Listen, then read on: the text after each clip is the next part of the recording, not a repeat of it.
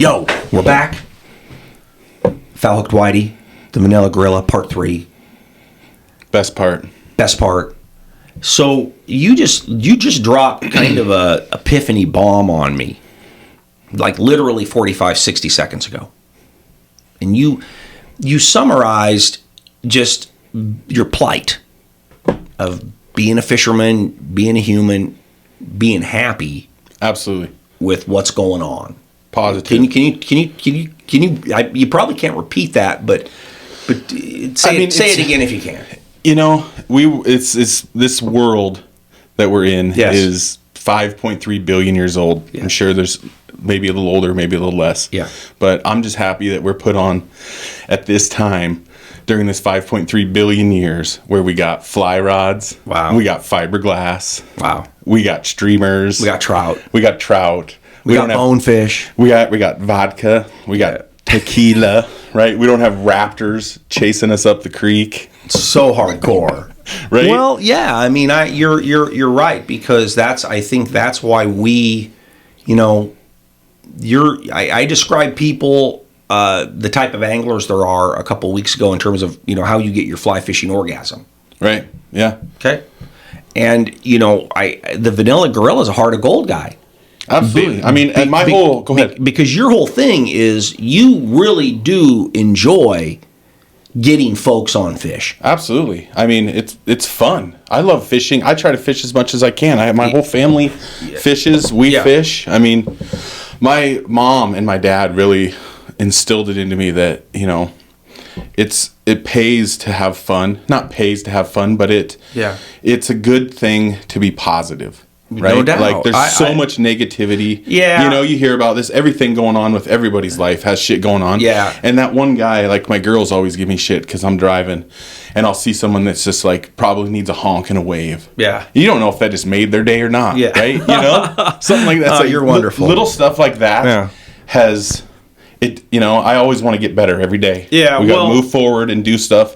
And, raising the 3 girls that I have, that's just what I want to instill into them. Yeah, you've taught them to fish. Absolutely. Yeah, you've very spent well. I bet. I've seen.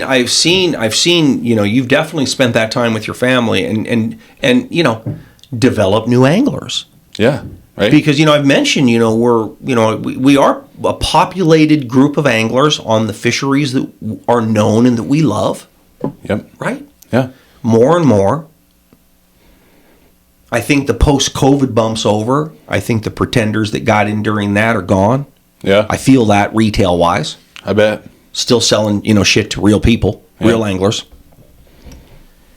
Well, you got to sell this stuff to everybody, right? Yeah, it's not that. It's just that there's something about fly fishing in terms of fulfillment and enjoyment that is, I think, unique to the sport of fishing. Right. Yeah. Okay. I think we're this whole world of fly fishing is created by that ultimate enjoyment people get from catching trout on a fly rod, catching whatever on a fly rod. Tying flies with the stuff you got in the shop to trick something that's... the whole thing is it's romantic. Right. That's what I think fly fishing is perception.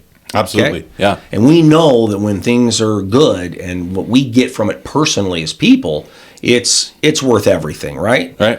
But I'm going to ask you a question pointedly. What's the biggest threat to what we love? What's the biggest threat to... Yeah, I mean, what's the biggest threat to what we love being a turnoff to us? That's a good question. I mean, what is it? Is it environmental? Is it volume of people? I think the probably the biggest problem that we have, probably like you said, is environmental. Yeah, right. We're getting seems the winters are a little bit. The waterfowl migration is definitely changing a little bit over here, which is changing. Yeah. And like I referenced being the Earth being so old, stuff changes, right? And 5 billion years old. 5.3 billion. 5.3 billion. Right? You definitely need a fact checker. Yeah, no question. But it's close. Okay. It's fucking an old place. How many folks are there on the planet now? Ooh, that's a good question. Again, in our area, that tri-state area that I've referenced, I'm not sure if the migration of people is enough necessarily to ruin it. Right. It might hurt the experience a little bit because that just means more people. Seeing more folks out there. Right. Which I'm seeing all the time now. Yeah. I mean, it has been the last 5 years. Yeah. Ever since COVID. Yeah, post-COVID. You see more. And I don't think that's doing as much as some people portray or that we think damage to our water. I don't think so. I mean, yeah, if you're going to come and keep some fish, if you're going to come fish a fishery out, I get it. That's going to affect, I mean.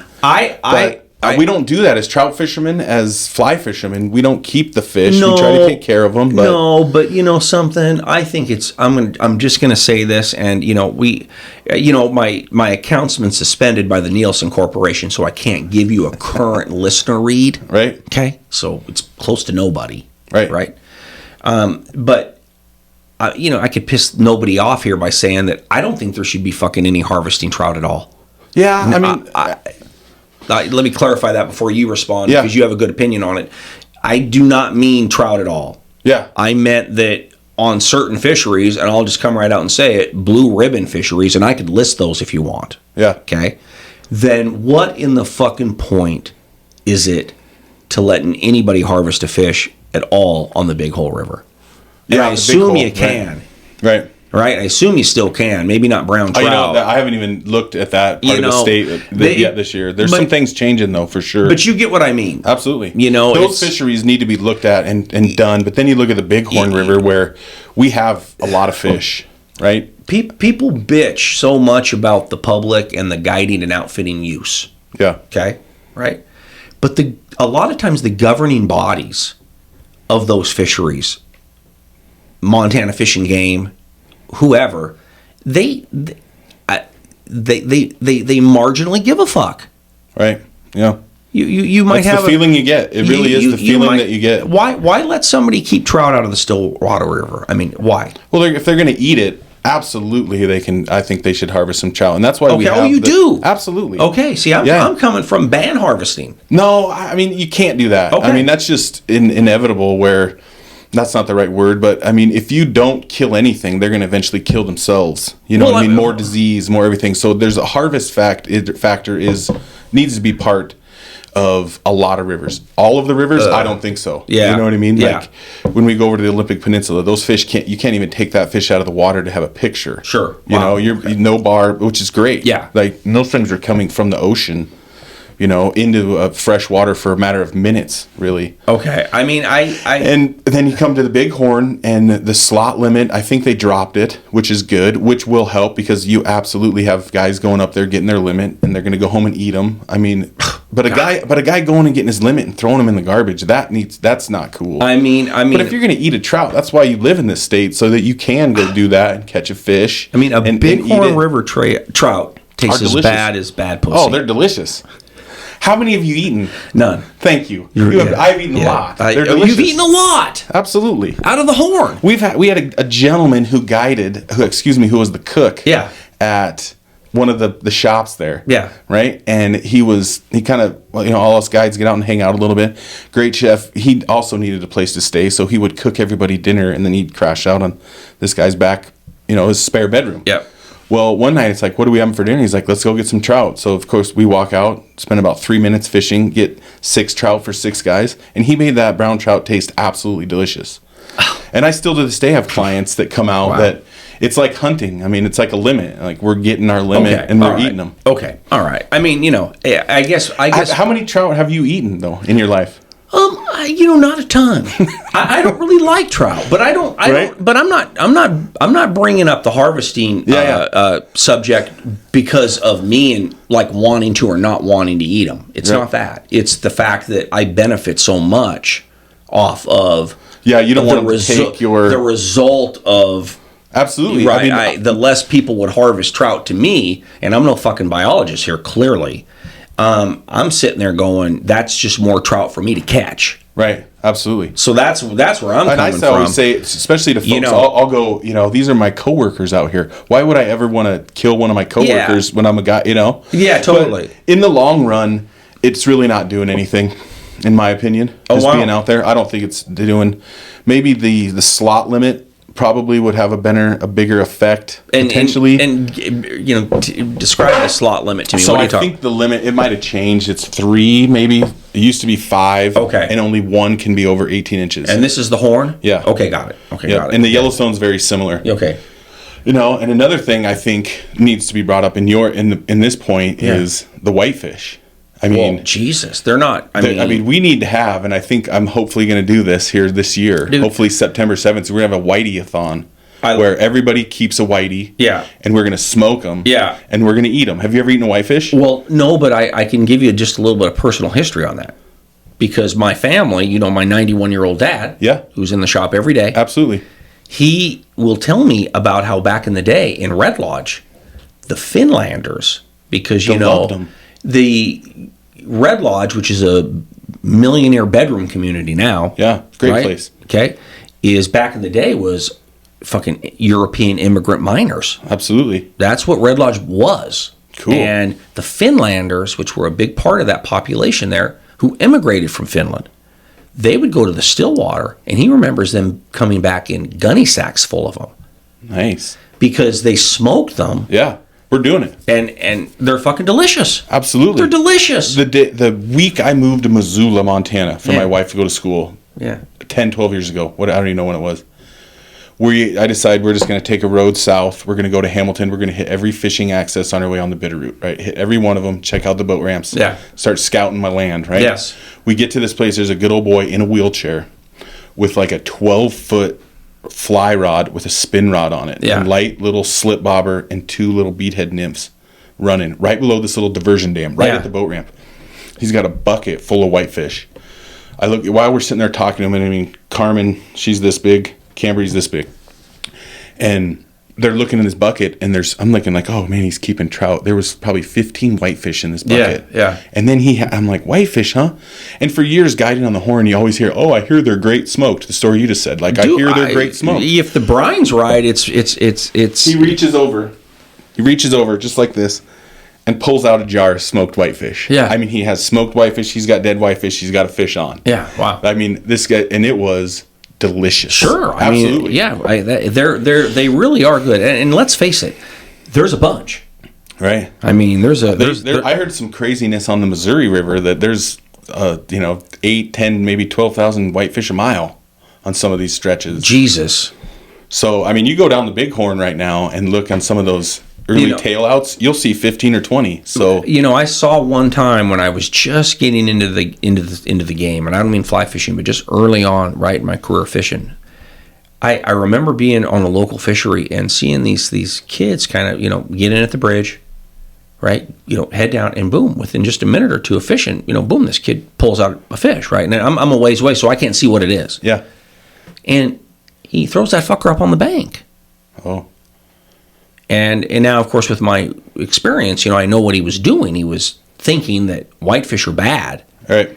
And he fucking was eradicating that fishery with one of these, invasive whitefish, which, of course, whitefish are not invasive at all. Right. Absolutely. Right? But just the waste I saw was kind of surprised me. Right. So that's why I'm the Foul Hooked Whitey, because, it's a respect thing. Absolutely. It is. I love the whitey. Whitey is the king. That's it. And it's kind of it's funny that you bring that up. So you're okay on harvesting fish. Absolutely. I'm not, and not everywhere, but if somebody knows about the Madison River, there's a guy in Vermont, a guy in New Mexico, they know about the Madison, right? They know about the Madison's history, the volume of people that float it, disrupt it, right? And I only say disrupt it because, rafts and drift boats probably weren't meant in the grand plan to be flown at. You know what I'm saying? Yeah, I mean, they floated it with canoes. Can you imagine? Can you imagine the Madison like 125 years ago? Yeah. I mean, just that would be. I dream about it all the time. Almost uninterrupted. Right. When it comes to human exposure, right? Yeah. I mean, it just makes you wonder really what they were. If it was like kind of a New Zealand thing. I guarantee at some point it was like that. And obviously we're talking about cutthroat here. Yeah, we're not talking about browns or rainbows in Montana, right? They weren't here. Yeah. But I wonder, Lewis and Clark's got some writings as far as their fishing. I was just going to say that, yeah. And that includes some whitefish. Absolutely. And some trout, I believe. Yeah. and the description Well, of I mean, beautiful trout. look at this too, like the sauger and the walleye. Yeah. I mean, there's hardly any sauger around anymore because the walleye is taking over. Yeah. So the sauger is a native fish to Montana. I don't even fucking know what a sauger is. It's just like a walleye. Okay, it's got pretty it. much identical. Well, That's a native fish. yeah, absolutely. Huh. And so, maybe they had a foul hooked whitey 350 million years ago. No podcast. question. They did, somebody did. There's always and they been were one. bitching and moaning about how the whitefish are starting to the browns and rainbows are coming in and they're taking over our cutthroat. Yeah. Do we start harvesting all these browns and rainbows? So that our cutthroat are, Oh my God, no. right?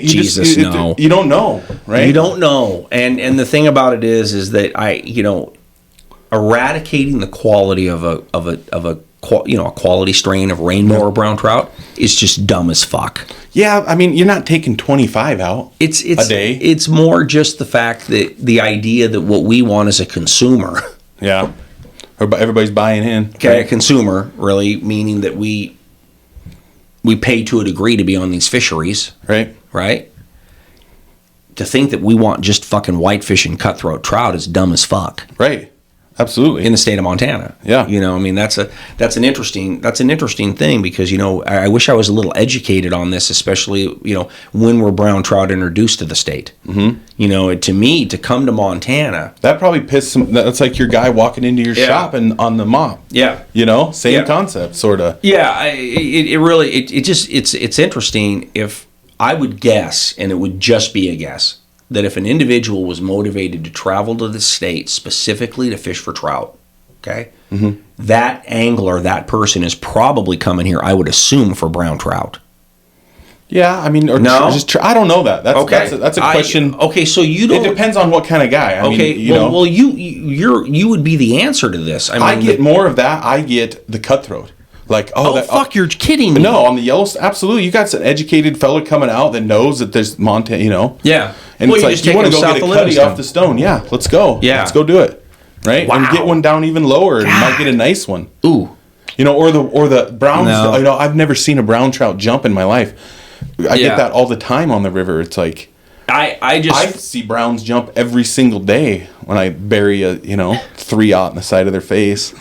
Not on the side of their face. In their mouth. And I don't run a 3-aught if I run a bead. Yeah, that's a streamer reference. Thank you. A 3-aught for trout. Sure. I don't care. Hardcore. Well, it is a blood sport. Right. So let's wrap this up. We have to, because this is becoming really monotonous, right? And that's because of me. It's fine. Right. We could make 10 episodes with you. Right. We'll do it again. Well, for sure. And so as I wrap this up, the last real question I have for you is that, is Montana the premier state in the union to travel for quality trout fishing? You bet. 100%.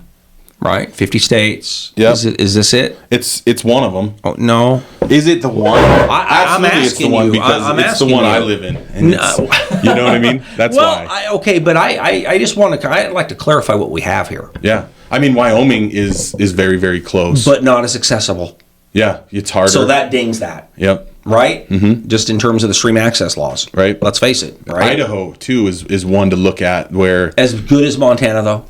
No. Not you fish Idaho. not a lot. I mean, some of the streams and stuff over there, it's just like Wyoming, where it's inaccessible. Yeah. Montana is flat and wide, and we have phenomenal fishing. Well, in the high water mark. It is 100% one of the best places in the country to come fly fishing. I'm going to call it number one. All right, I agree. Number one, fucking it is. We are the champions. So we are the champions. All right, well, that's it. This is the Foul Hooked Whitey for the Vanilla Gorilla, signing out. Catch you next week.